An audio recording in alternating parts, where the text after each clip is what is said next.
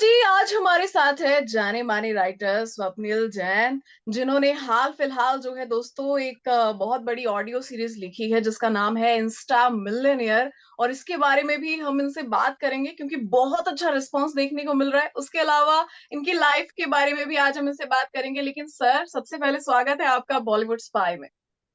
Thanks a lot, thanks a lot. Okay, तो सबसे पहला सवाल मेरा यही रहेगा। स्टोरी हम रिवील नहीं करेंगे, लेकिन इंस्टा मिलियनेयर ये फिलहाल कहानी किस पर आधारित है, क्या है? थोड़ा सा हिंट प्लीज दे दीजिए ऑडियंस को। सो बेसिकली कहानी जो है वो एक लकी नाम के युवक के इर्द गिर्द घूमती है। He is a youngster, but जिस तरीके से आजकल सोसाइटी में बहुत शो ऑफ्स हो गए हैं, बहुत सारा ब्रैगिंग होने लगा है, लोग बहुत ज्यादा पैसों को तूल देने लगे हैं, उस टाइम में लकी जैसा यंगस्टर जो है वो अपनी वैल्यूज, अपने एथिक्स को बहुत अपने अपने साथ में लेकर के चलता है। और इस वजह से बाकी लोग उसको पसंद नहीं करते हैं, बट अल्टीमेटली उन्हें अपनी मदद के लिए लकी के पास ही जाना पड़ता है। So this is how the story goes. Lucky helps people okay. Who ridicules him. Okay, तो सर ये जो मतलब बतौर राइटर आपकी अब तक की जर्नी रही है, क्या कुछ उतार चढ़ाव रहे हैं? कितनी ये मतलब एक्साइटिंग रही है? कैसी जर्नी रही है अब तक? काफी इंटरेस्टिंग जर्नी रही है अभी तक। राइटिंग की शुरुआत बहुत एक्सीडेंटली हुई, क्योंकि मैं बहुत स्मॉल टाउन से, राजस्थान के एक बहुत ही छोटे शहर भवानी मंडी से मैं आता हूँ। और वहां पे ओके। आर्ट को लेकर के कोई खास एक्सपोजर हमें नहीं मिलता। ले दे करके हम कुछ फिल्म्स देख सकते थे, वो भी वही जो टेलीविजन पे जनरली दिखाई जाती हैं। तो लेकिन ओके। राइटिंग को लेकर के हमेशा एक नैक था, एक इच्छा थी कि यार कुछ लिखें। तो क्लासरूम में एक टीचर ने एक छोटी सी अपॉर्चुनिटी दी कि आप एक ऐसे जो है वो लिखिए। और वो सभी लोगों को लिख करके लाना था, बट कोई भी लिख करके नहीं लाया। मैं अकेला उस ऐसे को ओके। लिख के गया 35 बच्चों में। तो टीचर ने कहा कि अब आप इसको पढ़ के सुनाइए। तो मैं बहुत ज्यादा घबरा गया कि एक तो कोई किसी ने लिखा नहीं है, मेरे दोस्तों ने भी नहीं लिखा, मैं पढ़ के सुनाऊंगा तो वो गद्दारी वाला इल्जाम लगेगा कि यार तू कैसे करके ले आया।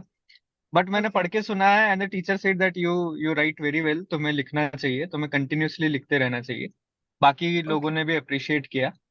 तो वहां से थोड़ा सा कॉन्फिडेंस बिल्ड हुआ। देन जब मैं ग्रेजुएशन के लिए जयपुर आया तो I started doing theatre. Theatre में भी मैं आया एक्टिंग के लिए था, बट क्योंकि राइटिंग ज्यादा अच्छी हो रही थी और एक्टर्स बहुत सारे थे, तो डायरेक्टर ने कहा कि तुम थोड़ा राइटिंग की तरफ ध्यान दो। तो I okay. Started writing short plays. Then I am graduated in journalism and mass communication. तो उसमें कई सारी एक्सरसाइजेस होती हैं स्क्रिप्ट राइटिंग को लेकर के, एडवर्टीजमेंट राइटिंग को लेकर के, कॉपी राइटिंग को जी। लेकर के। जी। So I started like this only. And 9 साल मुझे हो गए हैं एक्टिवली राइटिंग करते हुए। एंड वाह। कुछ कुछ प्लेस को अवार्ड मिले हैं, कुछ फिल्म्स जो हैं वो ओटीटीज पे रिलीज हुई हैं। Insta Millionaire okay. Is the biggest success okay. As a writer. Okay. Okay, तो अब तक की बिगेस्ट अचीवमेंट ये इंस्टा मिलियनेयर रही है या इसके जी अलावा? जी जी। ओके। ओके, तो इंस्टा मिलियनेयर ने लगभग 400 मिलियन का आंकड़ा पार कर लिया है एंड अभी भी वो और आगे जाएगी। जी तो फिलहाल कैसा लग रहा है जान के? कितने एक्साइटेड हैं आप? काफी एक्साइटेड है और at the same time nervous भी हैं, बिकॉज जिस तरीके का प्यार शो को मिला है दैट वाज टोटली अनएक्सपेक्टेड। हम जी। जब शुरुआत भी की थी, हमने शो की राइटिंग की और जो टीम साथ में थी, तो we were a bit nervous कि क्या होने वाला है इस शो के साथ में। बट जिस ओके। तरीके का बूम इसे मिला है, जिस तरह से लोगों ने इसे प्यार दिया है, दैट इज कमेंडेबल।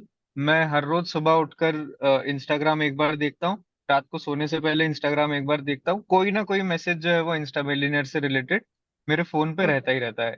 सर आगे वाह। के एपिसोड्स कब आएंगे, सर ये बहुत अच्छा लगा, सर ये ऐसा है, प्लीज इसे बदल दीजिए। सो काफी अच्छा रिस्पॉन्स है।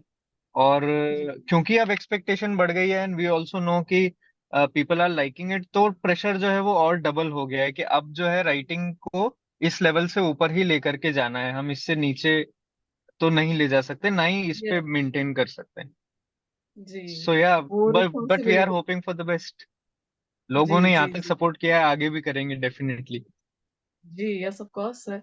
और एक चीज मैं जानना चाहूंगी कि एक जब आप स्क्रिप्ट लिखते हैं एक ऑडियो सीरीज की, और आप स्क्रिप्ट लिखते हम्म। हैं एक फिल्म की, तो दोनों में हम्म। क्या फर्क होता है? मतलब कुछ कुछ आपको ऐसा फर्क लगता है उसमें? मीडियम का फर्क होता है, सबसे बड़ा फर्क जो है वो मीडियम का फर्क है।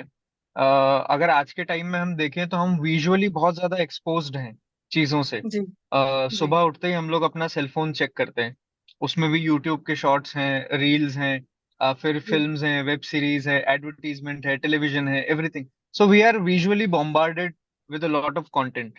यस। उस वक्त में ऑडियो जो है, it came like a blessing, or it came like a rejuvenation for the people who like to listen stories, जी। because it gives you the opportunity to imagine the character by your own self.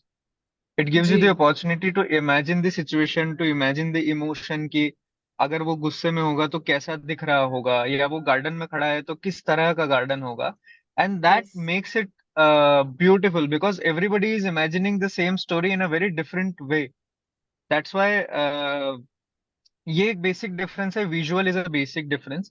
And of course the narrative part is a trickier part when it comes to audio writing, because आपको बहुत concrete visuals लिखने होते हैं। जी। When we write a film, हमारे पास cinematographer है, art designer है, सेट डिजाइनर है, they can create the visual. But yes. यहाँ आपको उन विजुअल्स को शब्दों के जरिए क्रिएट करना होता है। So yes. चुनाव, शब्दों का चुनाव भी ऐसा होगा कि that should be very simple, not very heavy word, because वो फिर कैच नहीं करता। So this is the basic difference and this is the USP of audio writing, I feel. Okay. तो सर, पॉकेट एफएम से जुड़ने के बाद अपनी प्रोफेशनल लाइफ में आपने क्या कुछ बदलाव देखे? काफी सारे बदलाव देखे हैं, काफी सारे चेंजेस हुए हैं। सब first of all professionally, professional writer ही मैं पॉकेट एफएम में जुड़ने के बाद से कहलाने लगा हूँ। उससे ओके। पहले I used to write in theatre and films, but that was very freelance, that was going on a freelance basis, because theatre अपने आप में एक प्रोफेशनल इंडस्ट्री नहीं है, वो it's a very amateur and freelance based industry. But audio yes. Series में आना, Pocket FM में आना, has give me this level of being a professional writer, number one. Number two, yes. the mass recognition this show and Pocket FM gave me was a great.